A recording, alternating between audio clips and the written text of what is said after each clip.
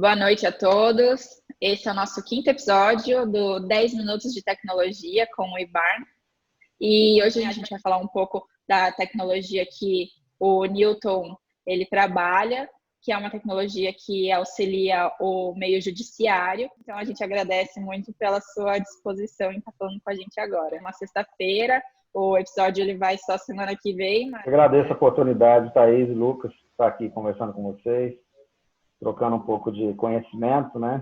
Diferentes áreas de aplicação da tecnologia, mas é uma área de paixão minha, né? Tecnologia, e é sempre um prazer poder trocar ideias aí com colegas, né? Mesmo que sendo de diferentes aplicações, mas estamos no mesmo barco aí.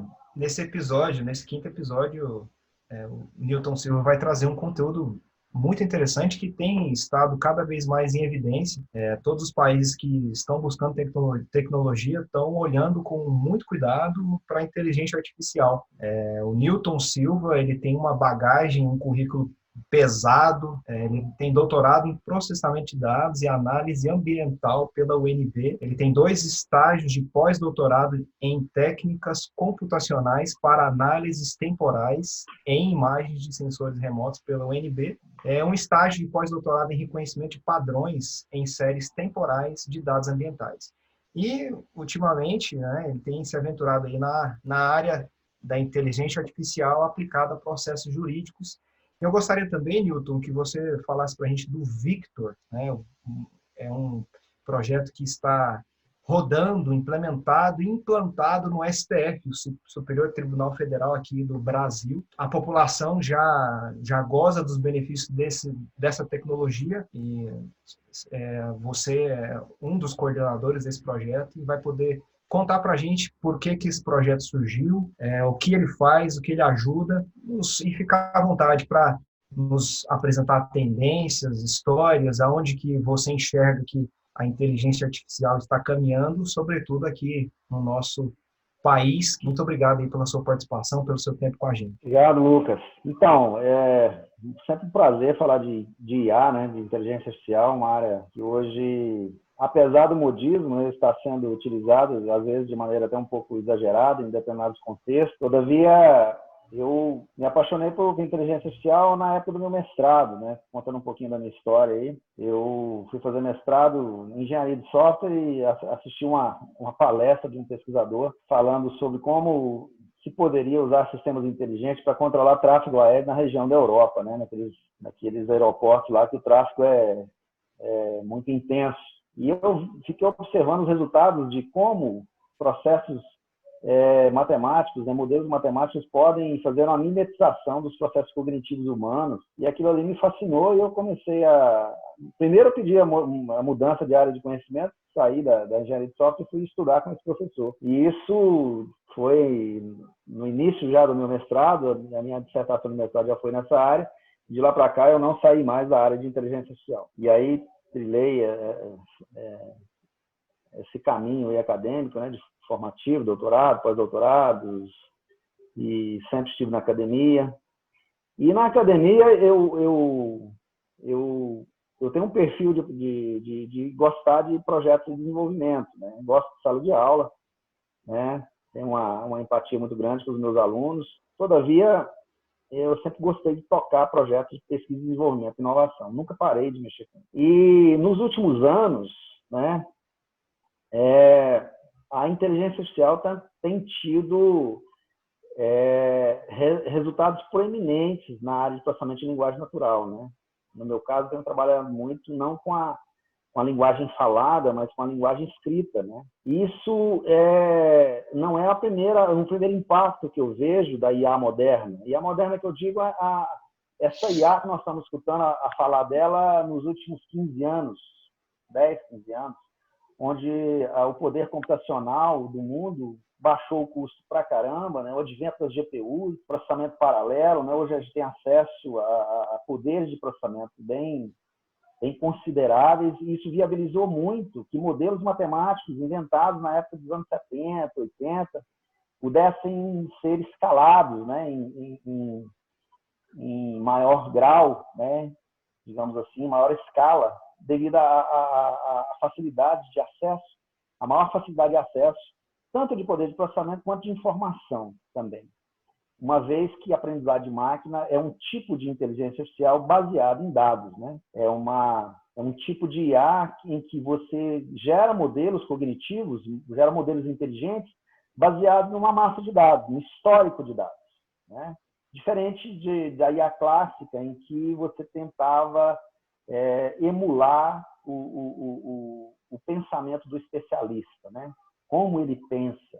Então, a área de machine learning, ao invés de ir por essa ótica de tentar compreender o pensamento humano de um especialista para resolver um problema específico, ela vai por outra via. Ou seja, se eu tiver uma massa de dados, um histórico de informação de dado aqui, eu vou treinar um modelo matemático com base nesses inúmeros exemplos, eu aprendo a fazer aquilo, né? E eu acho que coisa de 15 anos atrás, né, nós tivemos algo que foi marcante na área de aprendizagem de máquina, que foi o treinamento, o ImageNet, né? Foi um momento da história da IA em que foram desenvolvidos modelos, de lá para cá tem se disponibilizado vários modelos, em que eles têm a capacidade de fazer algo que antes era uma questão muito do ser humano. Qual seja, olhar para uma cena e reconhecer objetos, né? Simples assim. Se a gente for pensar uma atividade muito do corte do visual, do ser humano, da capacidade visual, nós tivemos modelos matemáticos, né?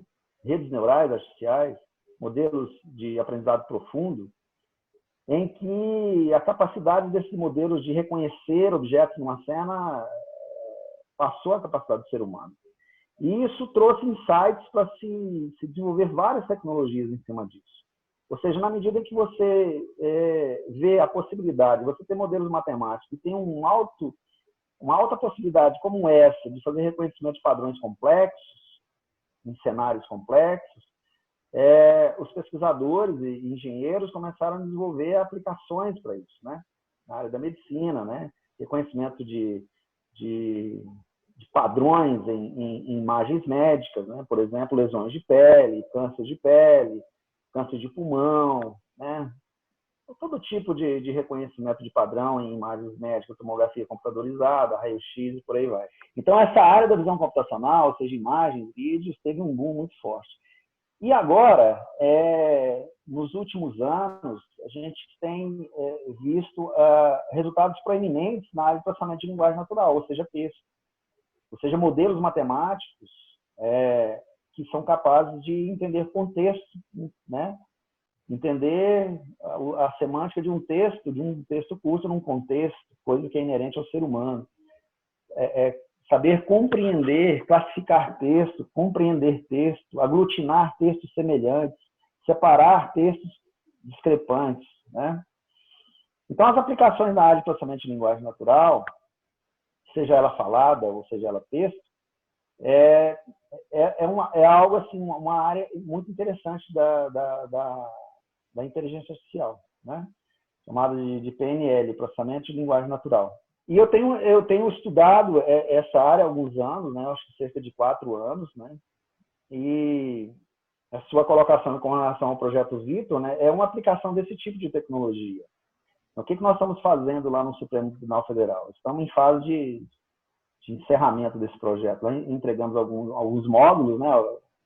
Estamos entregando os últimos módulos agora até o final desse semestre. O que nós fazemos lá, basicamente, né? Nós pegamos um processo judicial, a tarefa que o ser humano faz, né? De ler aquele processo e triar aquele processo, ou seja, classificar, identificar a que assunto se trata aquele processo, né? Existe um termo jurídico dentro do Supremo Tribunal Federal que são repercussões gerais.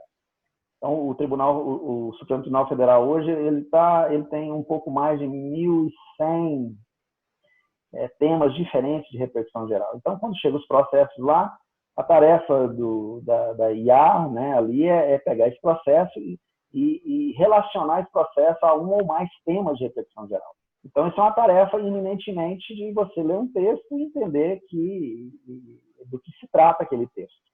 Nós estamos falando de um processo jurídico, né, que tramitou na primeira instância, tramitou na segunda instância e chegou na Corte Superior. Então, no momento que ele chega lá, nós estamos falando de processo com alguns milhares de páginas. Então, é claro que os analistas judiciários já são muito especializados em fazer esse tipo de trabalho, né? Muitas vezes eles não precisam ler o processo como um todo, né? Seria algo muito demorado. Eles leem partes-chave, né? Peças-chave desse processo e conseguem fazer esse trabalho. O Vitor tem conseguido fazer esse trabalho também. Nós estamos entregando lá modelos de inteligência artificial com altíssima acurácia para fazer esse trabalho. Estamos começando um outro projeto também chamado a Lei, a Análise Legal Inteligente no Tribunal Regional Federal 1, né? O Tribunal Regional Federal da Primeira Região, cuja sede em Brasília, que também estamos usando técnicas de inteligência artificial, de processamento de linguagem natural, para levantar jurisprudência, para levantar a similaridade de processos, né? E auxiliar no processo administrativo e jurídico do tratamento desses processos que tramitam no sistema judicial brasileiro. Porque o sistema judicial brasileiro, diferentemente de outras cortes, como dos Estados Unidos, Alemanha, movimenta um fluxo muito grande de processos, principalmente quando a gente analisa a quantidade de processos que chega nas cortes superiores, né? Enquanto as cortes superiores no Brasil recebem dezenas de milhares de processos por ano, né? Às vezes centenas de processos por ano, STF, STJ e outras cortes superiores. As cortes superiores dos Estados Unidos, da Alemanha, por exemplo, eles julgam 80 processos por ano. Então, a diferença é muito discrepante, né? Então, faz todo sentido automatizar tarefas que são passíveis de automação em todo o processo de tratamento de um processo jurídico. Então, se tem uma tarefa ali de classificação de texto que a IA consegue atender, vamos fazer isso. Então, o que a gente ganha com isso? O que o sistema judicial brasileiro ganha com isso? Bom, primeiro, o gargalo, né? Você destrava. Segundo, você libera o ser humano que estava fazendo uma tarefa ali que exigia um nível cognitivo baixo, libera ele para ele fazer algo mais interessante, né? Libera ele, que é eventualmente um advogado formado, né? Às vezes com especialização, com alta qualificação, para fazer coisas que exijam mais dele do ponto de vista do cognitivismo, do conhecimento técnico e também da criatividade, né? Então, e isso que está acontecendo, esse exemplo que eu estou falando que está acontecendo nessa questão de automatizar processos num fluxo de processamento, isso acontece não só no jurídico, né? Isso acontece, a IA ela está entrando em diferentes áreas de conhecimento, senão em todas as áreas de conhecimento, né? Me mostre algo que o ser humano está fazendo hoje em termos de reconhecimento visual, em termos de reconhecimento de áudio, em termos de conversação, em termos de ciência de dados, pegar dados tabulares, cruzar informação. Me mostre isso que, eventualmente, eu vou te mostrar um modelo matemático da IA que pode fazer isso. Então, o que nós estamos falando? Bom, nós estamos falando que, vou parafrasear aqui um grande pesquisador da área de IA, né, o Andrew Ng, da Universidade de Stanford, ele costuma dizer que a IA é a nova energia do mundo, né? Nós estamos instalando as tomadas.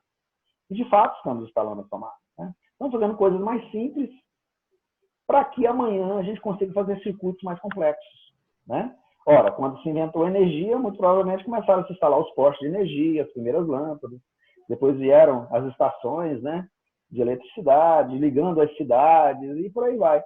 Então, é um caminhar. Nós estamos exatamente construindo a indústria 4.0, né, a indústria da automação, a indústria do conhecimento, né? E a IA, ela, junto com outras frentes, né? Por exemplo, blockchain e outras tecnologias que aí estão, tecnologias disruptivas, né? A IA ela tem ajudado muito, ela tem contribuído muito na mudança do comportamento do mundo do trabalho e o comportamento social das pessoas, né? Sistema de recomendação de produtos, tem vários exemplos aí que todos nós estamos carecas de saber. Todavia, isso tem se evoluído, né? Está tendo tecnologias muito disruptivas hoje em dia, né? Carro autônomo, né? Drone sem precisar de vantes, né? Veículos autônomos não tripuláveis e por aí vai. A IA ela tem aplicação como a IA, o fundamento dela é principalmente mimetizar o cognitivismo humano em alguma medida. Ora, quem toca o mundo é o ser humano. Então, onde tem ser humano, tem espaço para você aplicar a IA, né? Então, nesse contexto, a IA era aplicável. Eu não teria receio de dizer em todas as áreas do conhecimento. Basta dar tempo ao tempo. Isso vai chegar lá, né? Se não chegou na área de alguém de A ou de B, é porque ainda não houve tempo. Mas que vai chegar, vai. Porque está havendo no mundo inteiro um movimento de direcionar pesquisas, gerar conhecimento e também investimento financeiro altíssimo em inteligência artificial. Porque os grandes players da indústria de TI já sacaram isso há muito tempo, estão investindo muito, mas é muito, né? E os órgãos governamentais, as empresas privadas, seja ela grande ou média, as pequenas têm muito mais dificuldades, né? Porque, como é uma área muito demandada, os profissionais são escassos e, consequentemente, profissionais caros. As empresas de médio porte e grande porte já estão com esse olhar firme e investindo em IA, né? Estou vendo aí as lojas virtualizando seus atendimentos, com bots, com automação de comunicação por mensagem, criando até assistentes virtuais, tem uma carinha, tem um robozinho ali, né? As lojas de departamentos, né? Você entra no site, tem um robozinho ali que conversa com você, enfim. Então, a IA ela tem aberto muitas frentes, ocupando muitos espaços. E ela tem uma questão muito interessante também, que ela está mudando o mundo do trabalho, né? Não só a IA, mas as tecnologias disruptivas como um todo, está mudando o mundo do perfil profissional. Por exemplo, uma coisa que você escuta muito, né, das pessoas que analisam previsões futurísticas, né? Questão de mundo do trabalho. Por exemplo, se antes você tinha uma quantidade, talvez algumas dezenas de profissões, hoje quantas profissões nós não temos? Quantas profissões vão acabar nos próximos anos? E tantas outras ou mais vão surgir? Exemplo, né? Motorista de carro, de táxi, né? Isso é questão de tempo. É uma questão de tempo, né? Mas, por exemplo, nascem outras profissões. Essas novas profissões que estão nascendo, elas são muito calcadas em conhecimento. Então, a sociedade vai mudar muito. Ela já está mudando, né? Para a geração de um conhecimento sólido, formação sólida de profissionais, do ponto de vista de estudo, né? De conteúdo, de formação mesmo, tanto formal quanto aspiral, para que atenda esse novo cenário em que traz um pouco de incerteza. Em que sentido? Aquela velha história, né? O que você quer ser quando você crescer? Vai depender das profissões que tiverem quando eu estiver grande, né? Se você perguntar isso para uma criança, ela tem 10 anos, o que você quer ser quando você tiver 25? Bom, tem que esperar, porque dentro de 15 anos o mundo do trabalho vai mudar demais. Então, é algo interessante se refletir sobre isso, né? Está mudando tanto, né, o comportamento da sociedade. E eu tenho, nos últimos anos, inclusive com o advento desse projeto do Vitor, né, já registrado meu agradecimento ao Supremo Tribunal Federal mais uma vez, eu agradeço pela confiança, né, de investir na Universidade de Brasília, né, criamos um laboratório de inteligência artificial lá muito interessante, que ele dá aporte para engenheiros, estudantes de engenharia, pesquisadores, né, no desenvolvimento do Vitor, mas hoje a gente tem desenvolvido outros projetos lá também, como citei o ALEI, tem outros projetos com o Tribunal de Roraima, que nós estamos desenvolvendo também. Enfim, nos últimos anos a gente tem focado na língua portuguesa, né? Especificamente na língua portuguesa e na linguagem jurídica. Então, lá no nosso laboratório, por exemplo, a gente tem muita atividade, por exemplo, de classificação de texto, de melhoramento de texto, de similaridade de texto, né? O desafio é muito grande, porque os textos são extensos, né? O processo jurídico é muito extenso.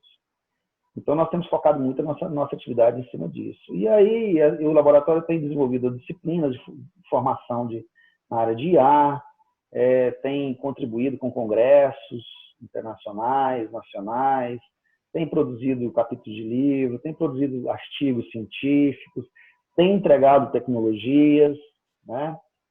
E principalmente tem formado também muitos profissionais para as empresas absorverem, né? Muitas empresas que investem e necessariamente, né, precisam investir. Bancos, por exemplo, banco hoje em dia sem IA é um negócio muito complicado, né? Qualquer empresa imagina, qualquer empresa que mexa com dados, então todas as empresas, né? Eu estava conversando com o CIO de uma grande empresa multinacional há uns meses atrás, e ele falou algo que me chamou a atenção. É uma fala dele, né, mas me chamou muita atenção, que ele diz o seguinte: no futuro próximo, né, médio prazo, aí, toda empresa será uma empresa de tecnologia. Bom, ele, como CIO de uma empresa do Porsche, que é a empresa dele, eu tenho que levar em consideração o que ele está falando. Toda empresa vai ser uma empresa de tecnologia. O que está querendo dizer com isso, né?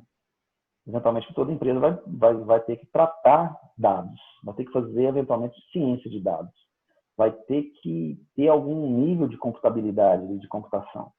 Vai ter pessoas? Com certeza, mas será muito calcado em tecnologia, né? Como é que você enxerga o caminho que as academias, e que vem, obviamente, da nossa base educacional, que tem um peso muito forte, né, na área de humanas, que tem a sua importância, mas a área de exatas, sobretudo na área de tecnologia e no investimento nessa área de inteligência artificial, que, como você bem expôs, vai ser uma necessidade que já é presente, né? Não vai ser um futuro distante, já é algo que existe uma necessidade e uma escassez de profissionais. Como é que você enxerga o caminho que a nossa educação tem andado em relação ao rumo da inteligência artificial? Eu diria o seguinte, falar de achiometria aqui, né? O que eu acho é que os cursos de formação vão mudar, eles precisam mudar. Não só os cursos que não são cerne da área tecnológica, de automação, de IA, blockchain, TI, de engenharia eletrônica, não só ele, mas os cursos da área de humanidades, ciências sociais também vão ter que mudar. Sabe por quê? Está tendo uma frente muito grande, de inovação, e pesquisa, inovação e desenvolvimento tecnológico. Isso não é feito só pelos engenheiros de matemática. Por exemplo, no meu laboratório, nós temos um time importante da Faculdade de Direito.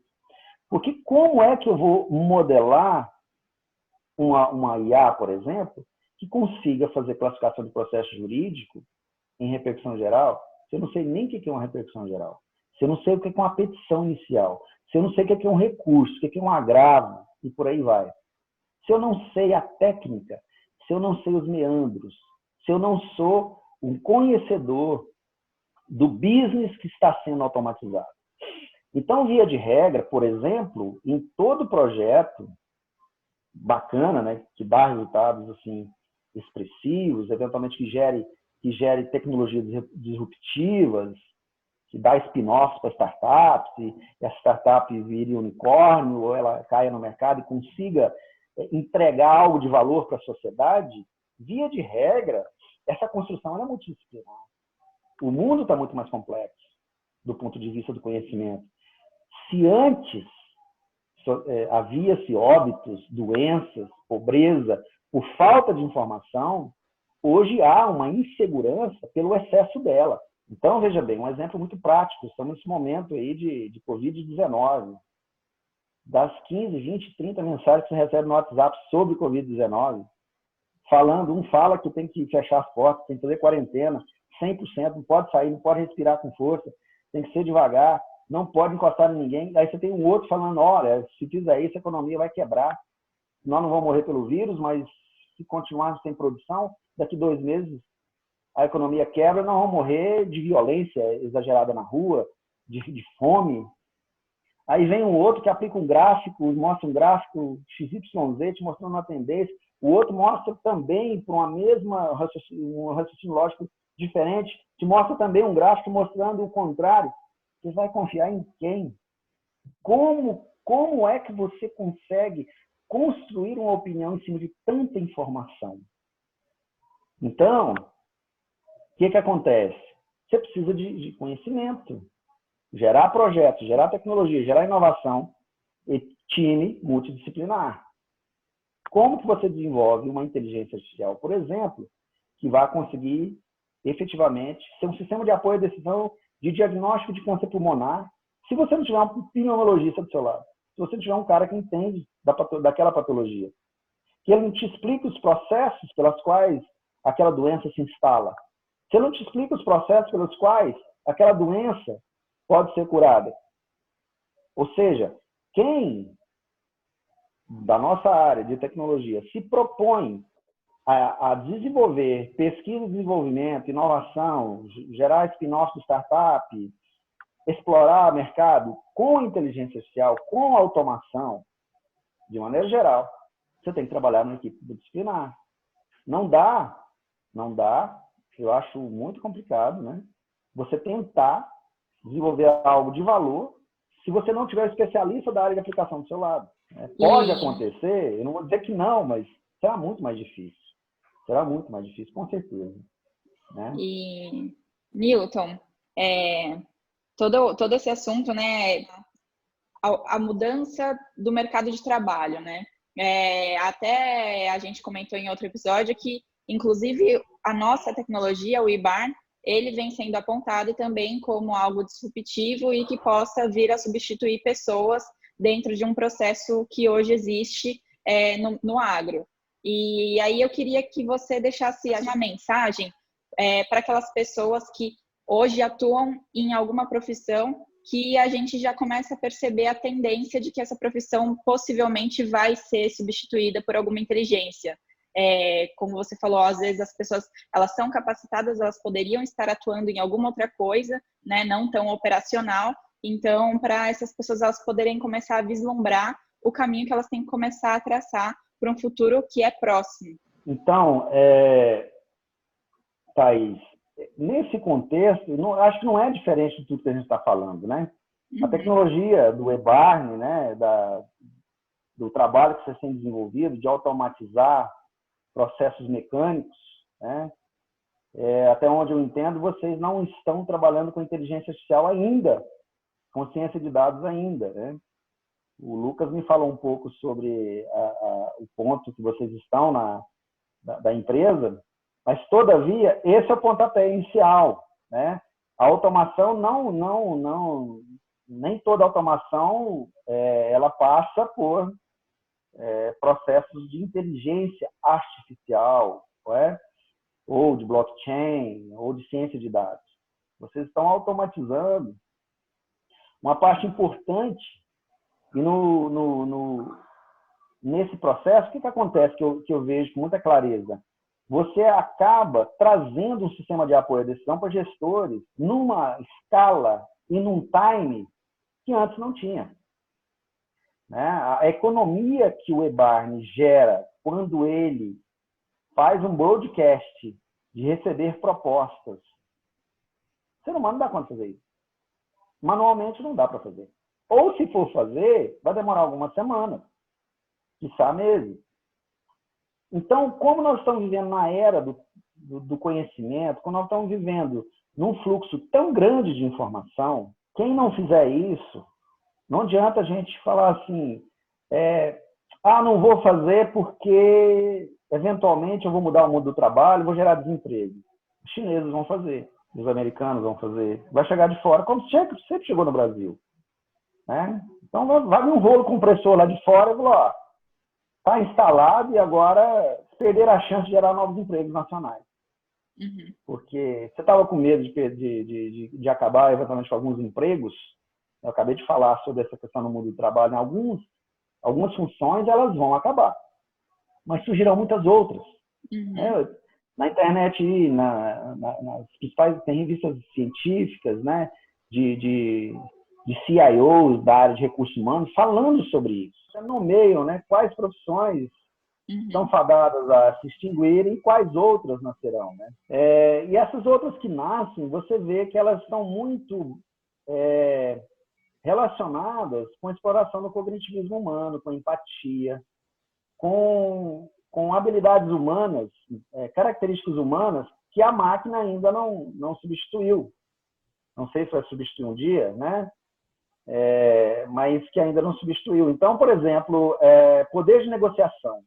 Isso é algo que esse perfil vai ser a peso de ouro, né? Poder de negociação, poder de convencimento, né? Empatia, né? Características de bons vendedores, né? Uhum. Isso aí é algo que esses futurólogos eles dizem que vão valer peso de ouro. E quais as profissões que eles, via de regra, têm nomeado em que dizem que são fadadas a se extinguirem? Profissões que desenvolvem atividades que demandam um pouco cognitivismo, ou atividades onde a inteligência artificial e outras técnicas estão tendo grande sucesso em termos de assertividade. Então, voltando a falar desse contexto aí do eBarn, se vocês não fizessem, uma multinacional ia fazer. Que bom que uma indústria nacional, que uma empresa nacional como a eBarn esteja fazendo. Porque vai mudar o mundo do trabalho? De uma forma ou de outra vai mudar. Agora, que bom que é uma empresa nacional, que vai gerar empregos nacionais, que vai gerar divisas nacionais e que esse recurso vai ser reinvestido no Brasil. Que bom que isso aconteça. Porque não é uma questão que vocês chegaram e, eventualmente, caíram do céu enviesados e fizeram isso. Não. Volto a dizer. Em algum momento, uma empresa ia fazer. E o que nós estamos olhando no mundo, como sempre, né? Como sempre, os países que têm... os países desenvolvidos, né, que têm um parque tecnológico muito mais avançado que os países não tão desenvolvidos, que têm escolas tradicionais, que têm universidades tradicionais, que têm investimentos, são ricos, muito mais ricos que o Brasil, eles já viram isso já há muito tempo, né? Nações como os Estados Unidos já há séculos têm investido em conhecimento, já há muito tempo têm investido em conhecimento. Nós precisamos correr atrás. E eu acho que a ação de vocês, a iniciativa de vocês, é um exemplo prático do que é correr atrás. Eu arrisquei, eu preferi inovar, criar algo novo, automatizar processos que antes não eram automatizados, dei a cara a tapa, estou no mercado e estou mostrando que esse negócio funciona, estou mostrando que isso gera valor, estou mostrando que isso agrega valor para os meus clientes, para os meus fornecedores. Isso é ótimo. Isso é um perfil super interessante de uma startup. Ou seja, eu vendo algo de valor, né? Eu estou aqui para agregar. Como diz um amigo meu, eu não estou aqui para vender evento. Eu vendo algo de valor. Eu consegui construir algo de valor. E isso é business. Isso vende. Isso as pessoas vão ver, ou já estão vendo, né, o valor disso. Não adianta a gente ter uma ideia mirabolante na universidade, super complexa, né? Peraí, mas no final das contas, se o seu foco é pesquisa aplicada e não pesquisa básica, ou uma pesquisa intermediária, se o seu foco é desenvolver algo mirabolante para a sociedade, tem que entender o público, né? Eu vou, de fato, no final das contas, gerar algo de valor para o público, né? Eu vou facilitar a vida, eu vou contribuir com a qualidade de vida das pessoas em alguma medida. Se a resposta é sim para essa proposta de desenvolvimento tecnológico, a propensão de dar certo é altíssima. E eu vejo isso muito no que vocês estão fazendo, né? Mas, enfim, obrigado pela oportunidade de, mais uma vez, falar daquilo que eu adoro, né? Que é automação, inteligência artificial, tecnologia. Sempre que eu tenho essa oportunidade, eu tento aproveitar. Obrigado por esse espaço aqui, de falar dos nossos trabalhos, da universidade, né? Do Laboratório de Inteligência Artificial. Lembro aqui dos meus colegas lá, que me ajudam, os professores, os alunos. Quero mandar um agradecimento a todos eles. Nós estamos com um desafio muito grande em 2020, muitos projetos, esse momento de home office. Estamos reinventando a forma de trabalho. Já trabalhávamos muito em home office, mas agora 100% não é brincadeira. Agradecer a Supremo Tribunal Federal, o Tribunal Regional Federal 1, que tem acreditado no nosso trabalho, Tribunal de Justiça de Roraima também. E eu queria agradecer a você, Lucas, a Thaís também, pela oportunidade de estar aqui trocando ideias com vocês. E fique à vontade, sempre que quiserem bater outro papo, estarei aqui disponível para a gente conversar de outros assuntos, ou mesmo começar de IA novamente, tecnologia. É sempre um prazer. Um abraço Muito para vocês. obrigada. Sucesso aí para vocês na empreitada, mais que vocês já estão tendo, né? Que vocês alcancem a altura de cruzeiro aí e decolem quanto antes. Um abraço para vocês. Muito obrigada, Newton. Muito obrigado. Você gostaria de deixar aí algum contato, talvez o iLab, o contato para as pessoas seguirem? A gente, o AI Lab, Artificial Intelligence Laboratory da UNB, né? A gente botou o acrônimo em inglês, né? Laboratório de Inteligência Artificial da UNB.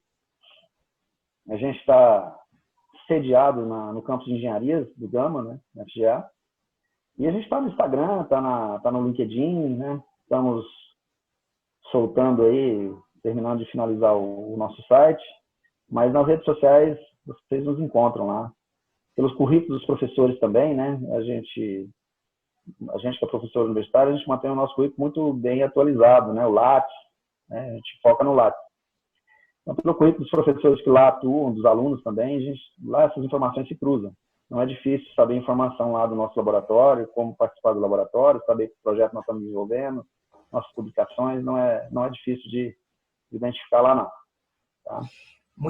Muito obrigado, foi um papo sensacional. O papo ele vai surgindo e vai ficando delicioso, e o aprendizado também é o que mais agrega, é o mais importante.